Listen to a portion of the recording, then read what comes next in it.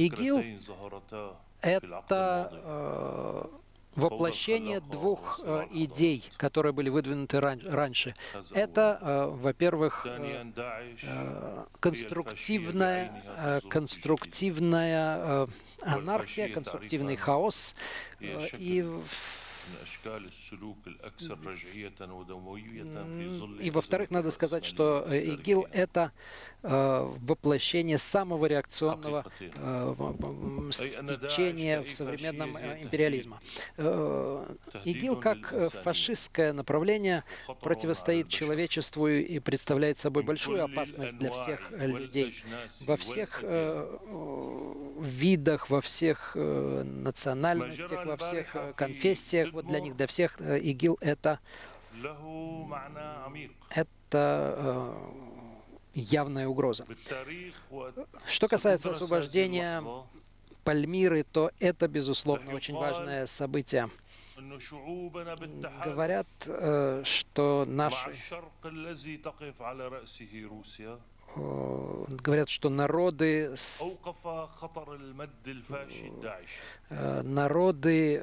все высоко ценят усилия нашего народа, который благодаря российской помощи наносит удары по ИГИЛу. И ИГИЛ — это организация, которая представляет собой долговременную опасность для человечества. Поэтому освобождение Пальмиры имеет очень большое значение. Это не только военная победа. То поражение, которое потерпел ИГИЛ в Пальмире,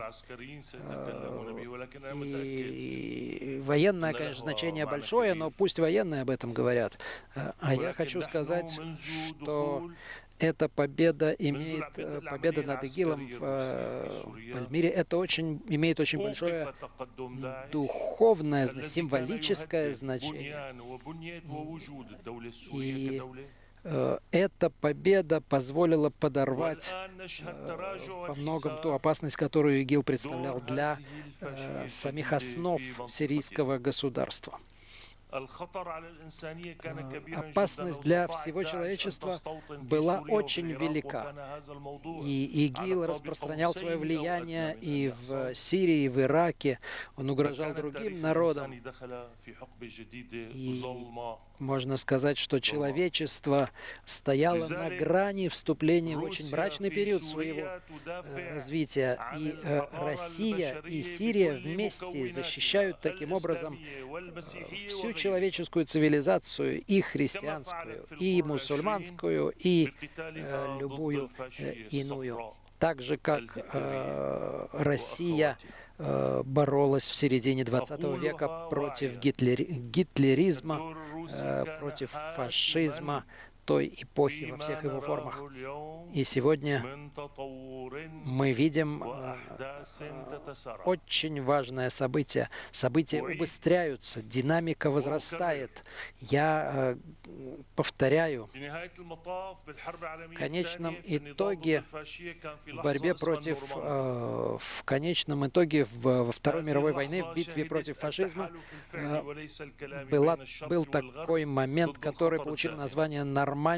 И это было очень важным моментом в той войне. И сейчас я думаю, что встреча Лаврова и Керри представляет собой тоже своего рода Нормандию, когда представители двух великих держав встретились для того, чтобы противостоять общей опасности. Опасность о размерах, масштабах которой показали последние террористические акты, в частности, в Брюсселе. И сейчас стало совершенно очевидно, что успешная борьба с ИГИЛом требует объединенных усилий. И сейчас Запад и Восток должны хотя бы на время объединиться для того, чтобы бороться против этой общей опасности. И я Надеюсь, что западные политики найдут в себе достаточно политической воли для того, чтобы встать на правильные позиции и присоединиться к усилиям России